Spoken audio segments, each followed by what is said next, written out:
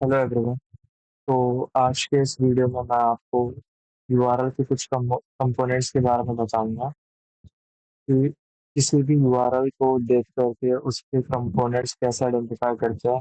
जैसे उस किसी यूआरएल को देख के उसकी प्रोटोकॉल, आईपी एड्रेस या फिर पोर्ट नंबर को कैसे हम आइडेंटिफाई करते हैं, क्योंकि ये बहुत इंपॉर्टेंट टॉपिक है मैड 1 कोर्स का। क्योंकि इसके regarding quiz 1, quiz 2, and grade assignment, हर जगह इस कॉन्सेप्ट के रिगार्डिंग आपको क्वेश्चंस मिलेंगे। तो मैंने यहाँ पे एक यूआरएल का एग्जांपल लिया, तो इसी एग्जांपल के साथ स्टार्ट करते हैं। तो जब भी कोई यूआरएल हमें गिवन होता है तो वो स्टार्ट होता है HTTP या फिर HTTPS। तो ये दो जनरली यूज किया जाता है, तो इसको बोलते हैं हम प्रोटोकॉल। जो प्रोटोकॉल होता है वो एक स्पेसिफाई करता है कि डेटा कैसे ट्रांसफर किया जाए। जनरली सभी वेबसाइट्स में दो ही टाइप के प्रोटोकॉल यूज किया जाता है, या तो HTTP या फिर HTTPS। तो ये तो स्टार्टिंग में जो भी एक यूआरएल में जब भी एक यूआरएल स्टार्ट होता है तो फर्स्ट जो चीज आता है वो प्रोटोकॉल ही होता है। फिर नेक्स्ट जो डबल स्लैश के बाद जो नेक्स्ट जो नंबर होता है, ये आपको नंबर 4 ग्रुप्स में नंबर दिखेंगे, जो कि बीच में उनको एक उनको डॉट से अलग किया गया होता है। तो ये जो 4 नंबर होते हैं इन्हीं को ही आईपी एड्रेस बोला जाता है। तो आईपी एड्रेस बेसिकली एक यूनिक एड्रेस होता है। जैसे कि किसी भी ऑफिस का या फिर किसी भी घर का एक यूनिक एड्रेस होता है, ताकि उस घर को आइडेंटिफाई करने में या फिर उस घर तक पहुंचने में हमें आसानी रहे, क्योंकि वो एड्रेस उस घर के लिए या फिर उस ऑफिस के लिए या फिर किसी भी लोकेशन के लिए यूनिक रहता है। सिमिलरली एक यूआरएल में एक आईपी एड्रेस हर वेबसाइट का एक यूनिक होता है, हर वेबसाइट का यूनिक आईपी एड्रेस होता है। आईपी एड्रेस ही हेल्प करता है डिफरेंट यूजर्स को डिफरेंट वेबसाइट में कनेक्ट करने के लिए, और वही डिफरेंशिएट करता है सारे वेबसाइट्स को। तो आईपी एड्रेस जैसे आपने देखा कि काफी थोड़ा बहुत कॉम्प्लेक्स नंबर है। अगर किसी यूजर को किसी पर्टिकुलर वेबसाइट पे जाना है तो ये पूरा आईपी एड्रेस बिना किसी गलती के लिखना पड़ेगा। तो इसके जगह पे कुछ वेबसाइट्स डोमेन नेम भी यूज करते हैं, क्योंकि डोमेन नेम मोर यूजर फ्रेंडली वे होता है किसी आईपी एड्रेस को रेफर करने का। जैसे कि www.google.com है जैसे आपका, तो जो गूगल है वो एक डोमेन नेम है। www.youtube.com, तो यूट्यूब एक डोमेन नेम। अगर यहाँ पे डोमेन नेम नहीं होता तो रैंडम कुछ भी नंबर सेट ऑफ नंबर्स होता कि www.291 ऐसे करके कुछ भी एक रैंडम नंबर्स होता, जो कि फिर यूजर्स को उस वेबसाइट पे रीच करने के लिए या फिर एक्सेस करने के लिए डिफिकल्टी रहता है। क्योंकि फिर जैसे अभी तो अगर हमें जैसे डिफरेंट वेबसाइट्स को एक्सेस करना है, हम तो डायरेक्ट डोमेन नेम से जा सकते हैं। अगर हमें अमेजोन से शॉप करना है कुछ, हम अमेजोन पे वेबसाइट पे डायरेक्ट जा सकते हैं। लेकिन अगर डोमेन नेम नहीं होता तो हमें हर वेबसाइट का रैंडम वो कोड याद रखना पड़ता कि किसका क्या आईपी एड्रेस है, तो वो यूजर के लिए और दिक्कत क्रिएट करता है। तो डोमेन नेम एक यूजर फ्रेंडली वे होता है किसी भी यूआरएल के आईपी एड्रेस को शो करने का या फिर रिफर करने का। फिर नेक्स्ट हम बात करेंगे पोर्ट नंबर। तो पोर्ट नंबर हमेशा ये सेमीकोलन के बाद आता है। मतलब पहले आपका HTTP या फिर HTTPS आ गया, जो कि प्रोटोकॉल, देन डबल स्लैश आ गया, फिर आईपी एड्रेस आ जाता है। आईपी एड्रेस के बाद जब सेमीकोलन के बाद जो भी डिजिट्स लिखा रहता है वो होता है पोर्ट नंबर।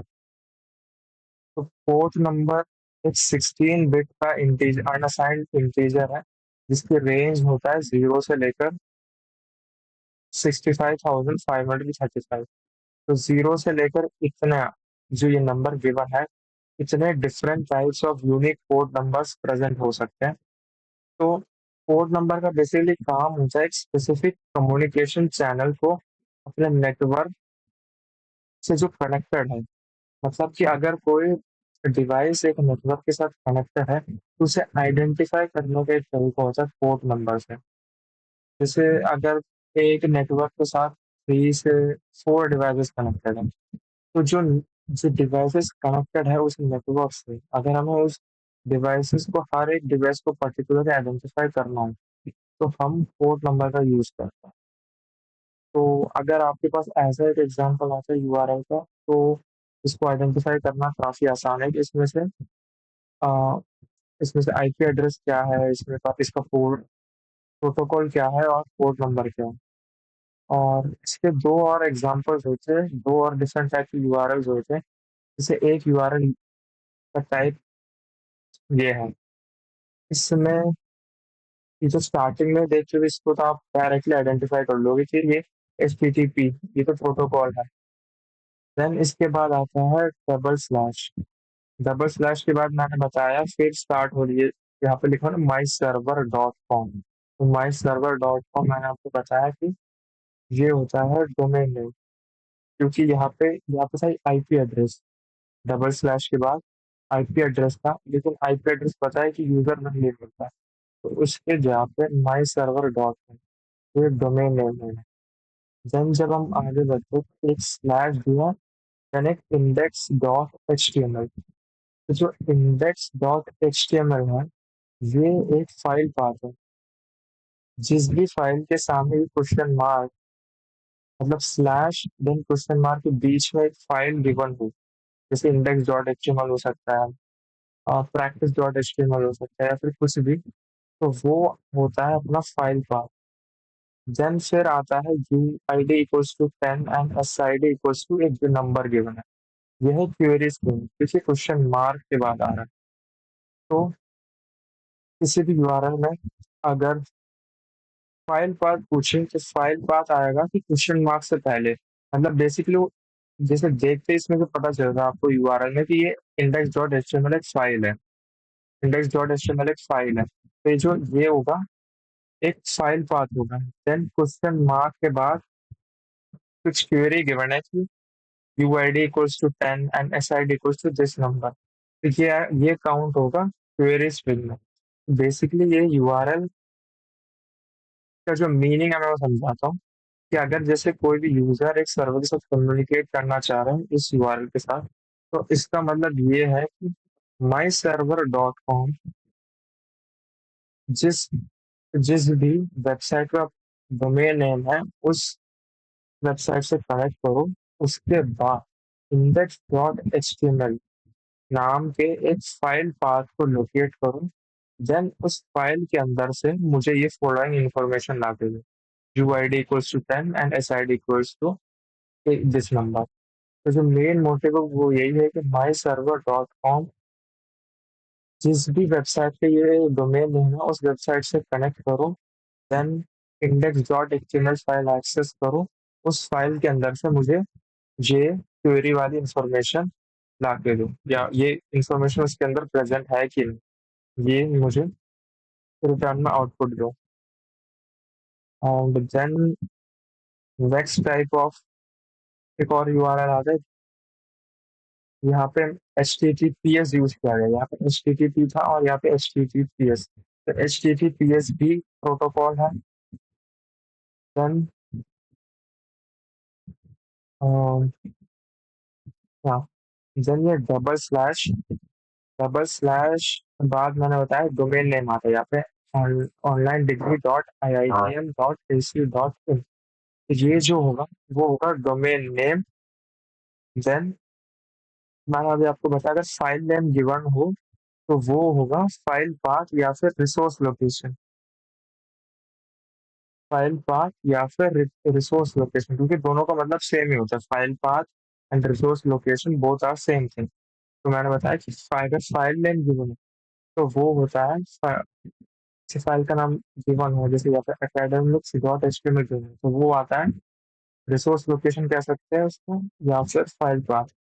देन अगर हम इस जो डोमेन है ना उसको ध्यान से देखें तो ये डॉट कॉम में नहीं, मतलब जैसे कि IITm डॉट कॉम या फिर ऑनलाइन डिग्री डॉट कॉम, ऐसा नहीं, इसमें एक कॉम्प्लेक्स डोमेन नेम गिवन है, online degree dot I I T dot A C dot.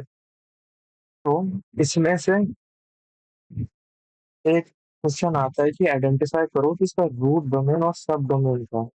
तो रूट डोमेन और सब डोमेन आइडेंटिफाई करने का एक तरीका ये है कि जैसे इस ये जो डोमेन नेम गिवन है, इसमें ये जैसे कि आप देख सकते हो IITm.ac.in, तो ये होगा आपका मेन, जो आपका जो मेन डोमेन है वो ये होगा, क्योंकि IITm.ac.in जो अपना मेन डोमेन है, एंड जो ऑनलाइन डिग्री है वो सब डोमेन होगा, क्योंकि जैसे आपको पता है IITm डॉट जो AC जो होगा एक मेन वेबसाइट होगा, ऑनलाइन डिग्री उसके अंदर का एक पार्ट है। ऐसे कुछ और भी हो सकता है, जैसे अगर प्लेसमेंट्स का कोई एक अलग वेब पेज है, तो उसका कुछ होगा placements.iitm.ac.in, या फिर कोई इंटर्नशिप्स का अलग हो वेबसाइट हो IITM की तरफ से, तो वो होगा placements.iitm.ac.in। सो तो जो IITM.ac.in है ना, वो होगा अपना रूट डोमेन। देन जो ऑनलाइन डिग्री हो या फिर इसकी जगह कुछ और चीज हो, प्लेसमेंट्स हो या फिर इंटर्नशिप्स हो, वो आएगा अपने सब डोमेन के अंदर। तो ये था अपना 3 एग्जांपल यहाँ पे मैंने लिया है यूआरएल का। तो अब मैंने आपको समझा दिया कि कैसे आइडेंटिफाई करना है यूआरएल कंपोनेंट्स को, आईपी एड्रेस कैसे फिगर आउट करना है, पोर्ट नंबर क्या होता है। देन अगर कोई भी अगर डोमेन नेम गिवन हो, तो उसका रूट डोमेन नेम, सब डोमेन नेम कैसे आइडेंटिफाई करते हैं, रिसोर्स लोकेशन कैसे आइडेंटिफाई करते हैं।